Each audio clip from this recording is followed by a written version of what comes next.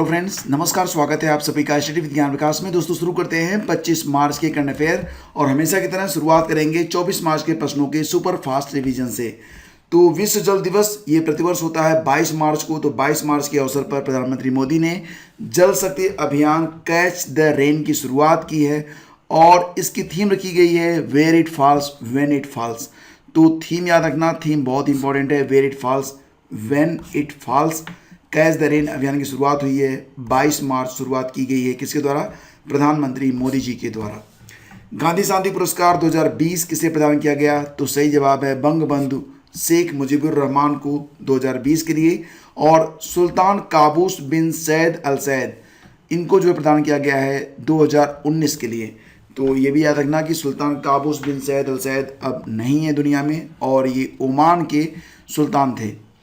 67वें राष्ट्रीय फिल्म पुरस्कार के अंतर्गत कौन सी फिल्म सर्वश्रेष्ठ हिंदी फिल्म चुनी गई है? सही जवाब है सुशांत सिंह राजपूत की फिल्म छिछोरे। ये फिल्म अगर आपने नहीं देखी है तो मैं आपको स्पेशली रेकमेंड करूंगा, तो इस फिल्म को आप लोग जरूर देखिएगा। हाल ही में सागर सरहदी का निधन हो गया। वो एक जाने माने फिल्मकार और लेखक थे। सिलसिला, कभी कभी, अभी शाहरुख खान और ऋषि कपूर की सुपरहिट फिल्म जो दीवाना आई थी उसकी कहानी भी इन्होंने लिखी थी। ISSF वर्ल्ड कप 2021 में भारतीय खिलाड़ी शूटर सौरभ चौधरी और मनु भाकर की जोड़ी ने स्वर्ण पदक जीता है। बैंक ऑफ अमेरिका सिक्योरिटीज यानी कि बोफा ने कोविड-19 की वजह से भारत को दुनिया की तीसरी सबसे बड़ी अर्थव्यवस्था बनने में कितने वर्ष देरी की बात कही है? तो ये 3 वर्ष की देरी की बात कही गई है। हालांकि भारत का जो टारगेट है वो 2025 तक दुनिया की तीसरी सबसे बड़ी अर्थव्यवस्था बनने का है, लेकिन बोफा ने कहा था कि भारत ये लक्ष्य 2027-28 तक प्राप्त कर पाएगा। तो इसमें अब 3 साल का डिले उसने और जोड़ा है। अब ये लक्ष्य उसने कहा है कि 2031-32 तक भारत कर पाएगा। अगर जो GDP की ग्रोथ है वो 10% रही तो 2030 तक भी भारत ये लक्ष्य प्राप्त कर सकता है। रणथंभौर बाघ अभयारण्य में 6 बाघ लापता हैं। इसमें 2 बाघ बड़े हैं, 4 उनके शावक हैं। हालांकि अधिकारी इस बात को मानने से मना कर रहे हैं। क्वेश्चन यहाँ पर यह है कि रणथंभौर टाइगर रिजर्व किस राज्य में स्थित है? सही जवाब राजस्थान है। हाल ही में अंतर्राष्ट्रीय वन दिवस मनाया गया, इंटरनेशनल वाइल्ड डे, और इसे जो है 21 मार्च को प्रतिवर्ष मनाया जाता है। विश्व कविता दिवस का आयोजन भी किया जाता है 21 मार्च को ही। और भारतीय नौसेना एयर स्क्वाड्रन INAS ने अपनी हीरक जयंती मनाई है 21 मार्च को। तो 21 मार्च काफ़ी इंपॉर्टेंट डे हो गया। भारत की पहली शतरंज अकादमी बनेगी ओडिशा में। ओडिशा में कहाँ पर बनेगी? तो ये ओडिशा के भुवनेश्वर में बनेगी। आर्किटेक्चर के क्षेत्र में दिया जाने वाला प्रित्जगर पुरस्कार 2021 से किसे सम्मानित किया गया है? तो ये हैं एनी लैकोटन और वर्जिन फिलिप वासल। ये आपस में पति पत्नी हैं, ठीक है। तो प्रित्जगर पुरस्कार 2021 दिया गया है एनी लैकोटन और वर्जिन फिलिप वासल को। दोस्तों रिवीजन आपके लिए बहुत इंपॉर्टेंट है और इसको ध्यान में रखते हुए हमने आपके लिए एक ई-बुक लॉन्च करी है। तो फरवरी 2020, जनवरी 2021 और फरवरी 2021 की ई-बुक अवेलेबल है। शीघ्र ही आपको जो है नवंबर 2020 के साथ साथ मार्च 2020 की जो ई-बुक है ये भी प्रोवाइड करवा दी जाएगी। 2021 तक जितने भी इम्पोर्टेंट करंट अफेयर हैं वो आपको मिल जाएंगे सितंबर से लेकर मार्च 2021 तक, ठीक है, 31 मार्च 2021 तक का। तो आप लोग नीचे इस वीडियो का डिस्क्रिप्शन चेक कर लेना, वहाँ पर आपको एक लिंक मिलेगा, उस पर क्लिक करने के बाद आपको ये सारी किताबें मिल जाएंगी। आगे बढ़ते हैं और पहला क्वेश्चन बहुत ही अच्छा है, एग्जाम के लिए बहुत ही इंपॉर्टेंट। बताइए कि तत्काल रजिस्ट्री सेवा, इसको नाम दिया गया है तत्काल डीड अपॉइंटमेंट सेवा, ये किस राज्य ने शुरू की है? तो सही जवाब इसका ऑप्शन बी है, दैट इज हरियाणा। थोड़ा डिटेल में समझेंगे इन सारे फैक्ट्स को। हरियाणा की अत्याधुनिक तहसीलों में अब संपत्ति की रजिस्ट्री तत्काल कार्रवाई से की जा सकेगी। सरकार ने राज्य भर में डीड पंजीकरण के लिए तत्काल डीड अपॉइंटमेंट सेवा की विशेष शुरुआत की है। इसके चालू होने से नागरिकों को अपने संपत्ति तत्काल आधार पर पंजीकृत करवाने की सुविधा प्राप्त होगी। राजस्व और आपदा प्रबंधन विभाग के अतिरिक्त मुख्य सचिव संजीव कौशल हरियाणा ने बताया कि इस सेवा के तहत डीड पंजीकरण के लिए तत्काल अपॉइंटमेंट लेने का प्रावधान किया गया है। इसका उपयोग कर आवेदक ई चालान के रूप में 25,000 रुपये का शुल्क भरकर डीड पंजीकरण के लिए तत्काल ऑनलाइन अपॉइंटमेंट ले सकते हैं। तत्काल अपॉइंटमेंट के केवल जो है 25,000 रुपये लगेंगे और ये सेम डे में सुबह 8 बजे से ये सेवा बुक होगी प्रत्येक तहसील में 100 सामान्य अपॉइंटमेंट स्लॉट के अलावा 10 अपॉइंटमेंट स्लॉट तत्काल सेवा के लिए आरक्षित किए गए हैं। तो आवेदक को यहाँ पर एक वेबसाइट दी गई है, इस पर जाना होगा इस पोर्टल पर, और उसके बाद जो वहाँ पर दिशा निर्देशित किया जाएगा उसके मुताबिक आपको हर स्टेप बाय स्टेप प्रोसेस को पूरा करना होगा और सेम डे में आपकी रजिस्ट्री हो जाएगी। अगला क्वेश्चन होगा, जूनियो पॉकेट मनी ऐप अभी हाल ही में किस देश में लॉन्च हुआ है?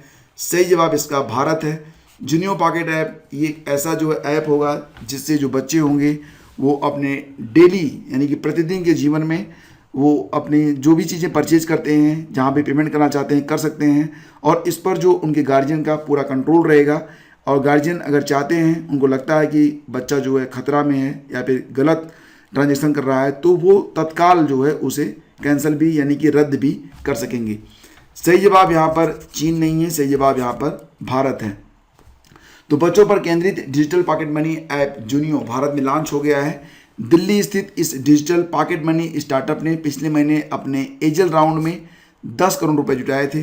जूनियो टीन और प्री टीन किड्स के लिए अपनी तरह का पहला डिजिटल पॉकेट मनी ऐप है। इसकी स्थापना शंकरनाथ और अंकित घेरा ने मिलकर सितंबर 2020 में की। उद्देश्य बच्चों को अपने माता पिता की मदद से खुद की पॉकेट मनी और बचत का जो है प्रभार देना है। इसके जरिए वे कम उम्र में ही वित्तीय ज्ञान और अनुशासन भी सीख पाएंगे। आगे बढ़ते हैं, अगला क्वेश्चन बहुत ही अच्छा है। क्वेश्चन होगा कि फ्रीडम पाइनएप्पल अभियान किस देश से संबंधित है? दोस्तों, वर्तमान समय में हम जितने भी देश हैं दुनिया में, सभी लोग एक दूसरे के ऊपर निर्भर हैं।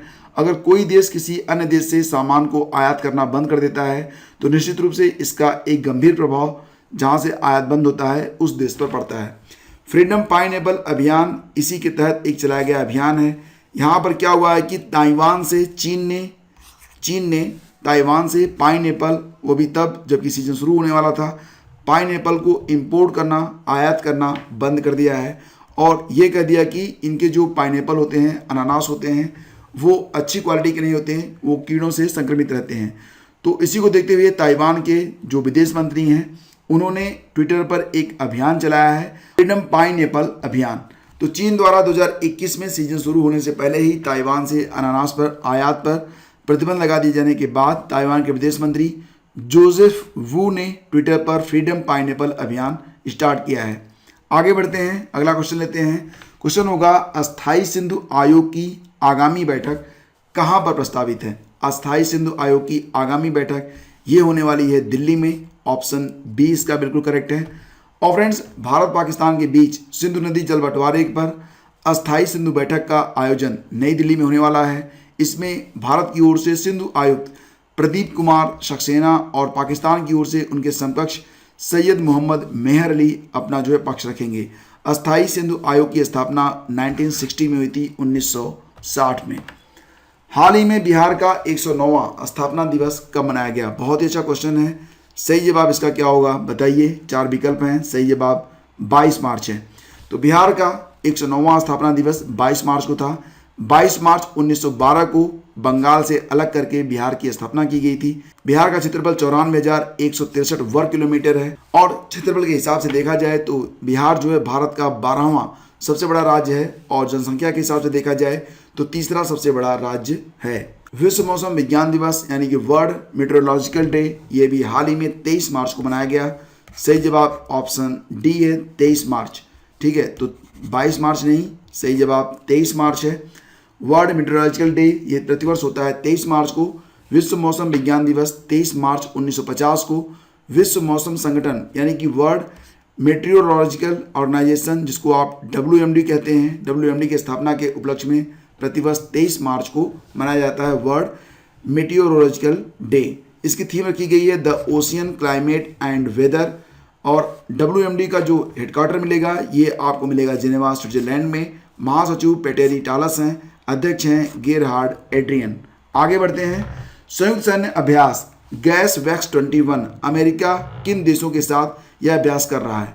गैस वैक्स 21, तो दोस्तों ये अभ्यास अमेरिका कर रहा है बेल्जियम, फ्रांस और जापान, उपरोक्त सभी देशों के साथ। सही जवाब इसका ऑप्शन डी है।